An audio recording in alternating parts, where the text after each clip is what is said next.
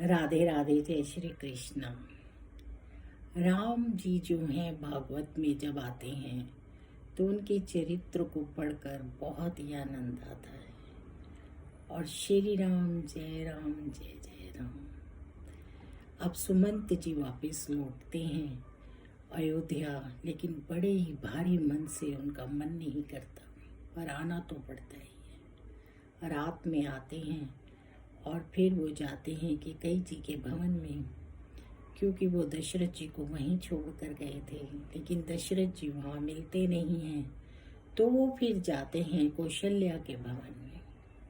वहाँ पर दशरथ जी को चरण स्पर्श करते हैं और बताते हैं कि राम और सीता को मैं वापस नहीं ला पाया, क्योंकि सीता माता कहती हैं कि मैंने अपने पति के साथ ही रहना है, नहीं तो मैं जी नहीं पाऊंगी। दशरथ जी कहते हैं तुम राम को ले आते, राम के बिना मैं भी नहीं जी पाऊंगा। और फिर दशरथ जी को याद आता है कि किस तरह से श्रवण के माता पिता ने उन्हें अभिशाप दिया था कि तुम भी पुत्र के वियोग में अपना अंत समय बिताओगे। तो वो फिर सारी कहानी सुनाते हैं कि कैसे श्रवण को उनका तीर लग जाता है और उनके अंधे माँ बाप उनको बताते हैं कि तुमने हमारे पुत्र की जान ली है, इसलिए हम तुम्हें अभिशाप देते हैं। और इस तरह से दशरथ जी के मुख पर काली छाया छा जाती है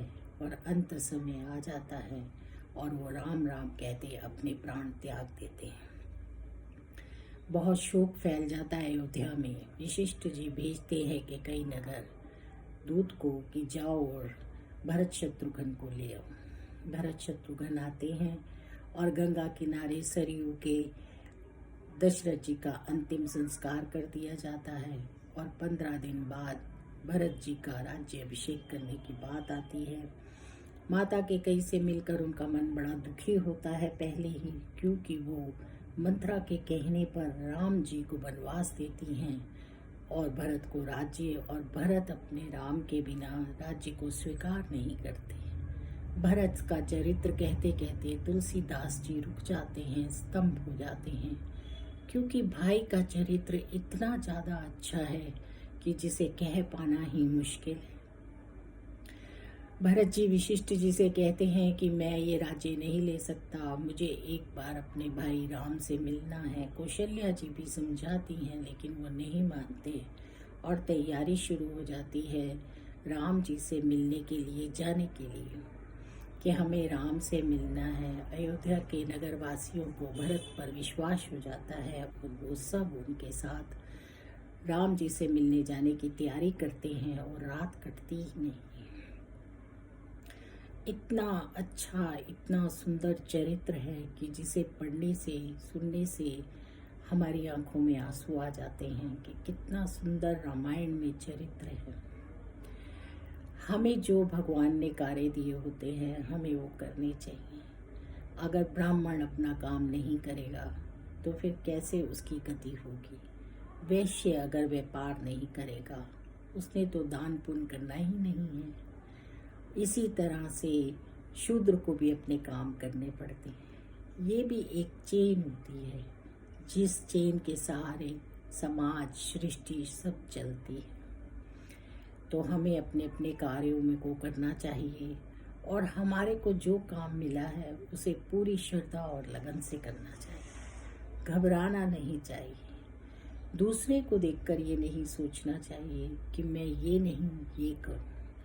अपनी जगह पे अपने कार्य सबके लिए बहुत महत्वपूर्ण होते हैं। तो इसी तरह से नारी को नारी का धर्म निभाना चाहिए, पुरुष को पुरुष का धर्म निभाना चाहिए, बच्चों को बच्चों के धर्म निभाने चाहिए। कहीं सुनी बातों पर कभी नहीं आना चाहिए और अपना सोच विचार कर निर्णय लेने चाहिए। एक छोटा सा निर्णय कई बार हमें बहुत ज़्यादा दुखी कर देता है और उससे हमारा सारा जीवन बदल जाता है। इसलिए विचारधारा बहुत ज़रूरी है। इसीलिए कहा जाता है कोई गुरु की शरण में जाना चाहिए, गुरु से बातचीत करनी चाहिए, अपने माता पिता बड़ों की शरण में जाना चाहिए, जिससे कि आपका मन, स्वभाव, संस्कार सब अच्छे बन सके। हमारे ग्रंथ, शास्त्र इसीलिए बने हुए हैं। आज हमारा समाज कहाँ जा रहा है सबको ही पता है।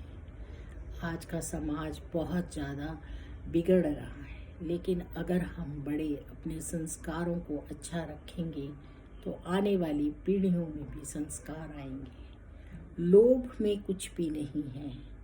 जब राजा दशरथ जैसे ऐसे महान राजा इस धरती पर नहीं रहे तो हम तुम तो क्या चीज़ है। फिर क्यों ना हम वो करें जो ठीक है और जो सत्य के नज़दीक है और जो हमें करना चाहिए और जिस कार्य को करने के लिए भगवान ने हमें भेजा है। हमें कभी भी घबराना नहीं चाहिए। आजकल की जनरेशन बहुत जल्दी सब कुछ पाना चाहती है और बहुत जल्दी घबरा जाती है। राम जी से हमें सीखना चाहिए कि उन्होंने कैसे राज्य का त्याग कर दिया और वन में चले गए, नंगे पांव घूम रहे हैं। तो चलिए आगे की चर्चा हम करेंगे अगले एपिसोड में। जय जय राम, जय सिया राम, सियावर रामचंद्र भगवान की जय, पवन सुत हनुमान की।